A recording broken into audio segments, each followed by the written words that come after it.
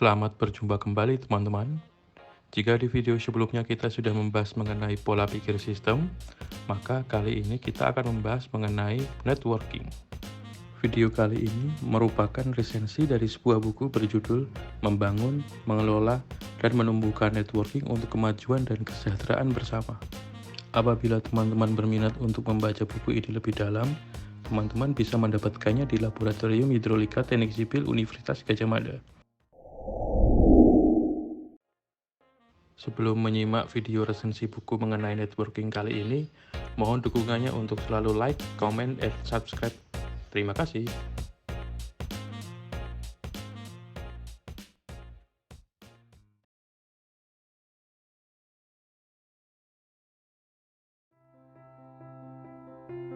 Di dalam menyongsong era industri 4.0 ini, networking atau jaringan kerja merupakan salah satu hal yang wajib ada.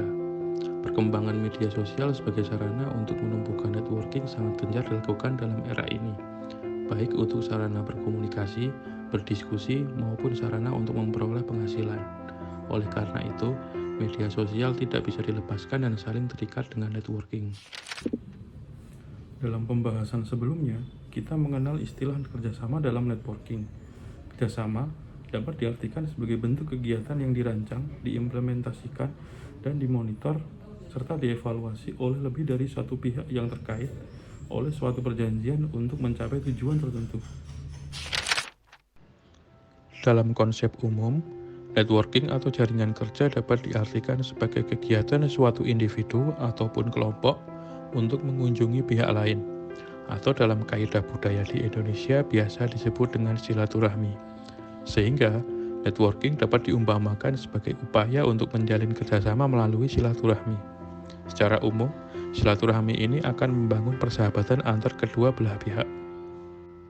Sebagai contoh, di dalam suatu networking pedagang nasi kucing, angkringan kaki lima, terdapat jaringan kerja pelaku lapangan, pemodal, supplier, dari unit usaha nasi kucing tersebut. Contoh yang lain adalah, misalkan networking dari pehobi bersepeda. Terhadap sepeda itu sendiri, kemudian terdapat penjual atau toko sepeda, kemudian terdapat pula bengkel sepeda. Dalam dua contoh di atas, peran media sosial sangat berpengaruh. Semisal penggunaan aplikasi WhatsApp untuk berkomunikasi atau aplikasi Facebook sebagai sarana untuk membuat suatu grup yang berhubungan dengan jaringan kerja atau networking tersebut.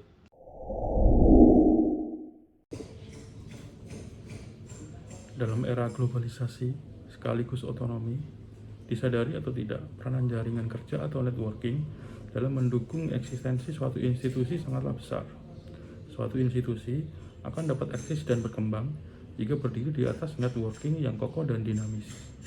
Keterlambatan dalam mengembangkan jaringan kerja dapat menyebabkan stagnasi pengembangan institusi yang bersangkutan. Kemudian, pada bab selanjutnya dalam buku ini, kita akan mempelajari tentang bentuk dari networking, yaitu network lokal, network regional, dan network global. Di samping itu, terdapat istilah glokalisasi dan social networking. Sedangkan, jika dilihat dari jenisnya, maka networking digolongkan menjadi personal network, dynamic group network, dan institution network. Kemudian, selanjutnya kita akan mempelajari tentang bagaimana cara kita untuk membangun dan mengembangkan network. Membangun network dapat dimulai dengan identifikasi individu pengembang network itu sendiri, kemudian dilanjutkan dengan melihat hubungan yang dipunyai oleh individu tersebut dalam suatu bentuk inventarisasi rekan, sahabat, relasi kerja, atau rekan kerja, baik individual maupun institusi lainnya secara lengkap. Melakukan inventarisasi terhadap jaringan kerja yang ada, mengidentifikasi dan membuat skala prioritas terhadap relasi yang ada, merupakan salah satu langkah yang penting dalam pembuatan networking. Setelah itu, disinilah peran media sosial sebagai tool untuk menjalin networking berjalan. Jaringan kerja yang terbentuk secara maya atau virtual ini dapat berlanjut menjadi jaringan kerja nyata. Pada prinsip dasarnya, jaringan maya akan lebih mudah untuk dilaksanakan atau dilakukan dan lebih efisien dibandingkan dengan jaringan kerja nyata. Karena jaringan kerja nyata tidak bisa dilakukan secara langsung atau secara instan, dan terkendala dalam kondisi wilayah atau geografis. Dalam perkembangannya, media sosial sebagai platform dari jaringan kerja maya juga mengalami perubahan yang sangat signifikan. Baru-baru ini, beberapa perusahaan IT mengumumkan suatu hal yang menjadi perbincangan dan perdebatan di kalangan masyarakat. Tidak lain dan tidak bukan adalah pengumuman mengenai Metaverse. Metaverse atau meta semesta adalah bagian internet dari realitas virtual bersama yang dibuat semirip mungkin dengan dunia nyata dalam dunia virtual atau dunia internet tahap kedua. Meta semesta dalam arti yang lebih luas mungkin tidak hanya merujuk pada lingkungan virtual yang dioperasikan oleh perusahaan media sosial, tetapi seluruh spektrum realitas yang berimbuh. Istilah Metaverse pertama kali muncul di awal tahun 1990-an dan dikritik sebagai metode membangun hubungan masyarakat dengan menggunakan metode spekulatif yang murni berdasarkan hubungan antara teknologi yang ada. Singkatnya, Metaverse adalah ruang virtual yang dapat diciptakan dan dijelajahi dengan pengguna lain tanpa harus bertemu di ruang yang sama. Media sosial yang disebutkan di atas terus berkembang dan mencakup berbagai lingkungan virtual yang dapat dimediasi oleh komputer. Dunia maya yang berkembang seperti itu menunjukkan Big Bang digital yang didorong oleh berbagai macam teknologi dan ekosistem. Teknologi adalah jembatan yang mendorong transisi dari internet saat ini ke metaverse, seperti extended reality atau user interaction dan kecerdasan buatan. Ekosistem metaverse atau meta semesta memungkinkan pengguna manusia untuk hidup dan bermain dalam suatu ranah yang mandiri. Oleh karena itu, di dalam suatu metaverse tentunya nanti akan muncul suatu jaringan kerja atau networking. Seperti yang terlihat dalam video yang tertampil di layar, dalam hal ini suatu ekosistem dalam dunia virtual Decentraland menunjukkan adanya interaksi antar manusia secara virtual. Player atau pengguna dapat melakukan banyak hal selayaknya yang dilakukan di dunia nyata.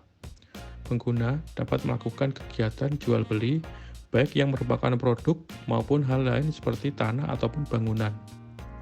Hal ini menggambarkan bahwa fungsi networking atau jaringan kerja akan terus ada meskipun ada perubahan atau perkembangan zaman yang diakibatkan oleh masifnya perubahan teknologi.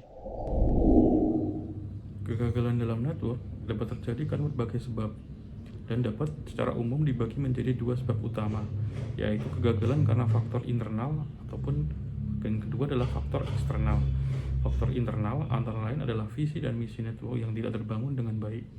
Tujuan network tersebut tidak jelas dan dalam perjalanannya tidak mengkristal sehingga anggota kehilangan motivasinya untuk aktif dan membangun network tersebut.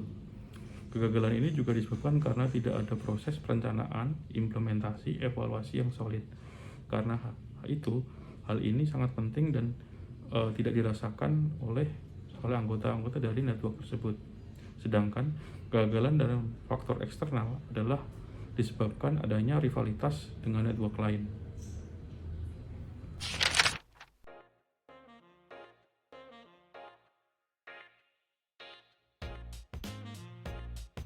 Demikian sedikit hal yang dapat saya sampaikan mengenai pembahasan atau resensi buku mengenai networking ini.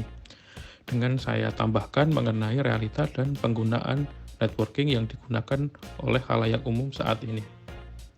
Penggunaan media sosial sangat dikritik beratkan dalam pembahasan mengenai networking. Oleh karena itu, kita sebagai pengguna harus dapat menjadi pengguna yang bijak dalam menggunakan media sosial untuk berinteraksi dengan sesama dalam membangun networking. Akhir kata, terima kasih sudah menonton video ini. Sampai jumpa dalam video-video saya selanjutnya. Terima kasih.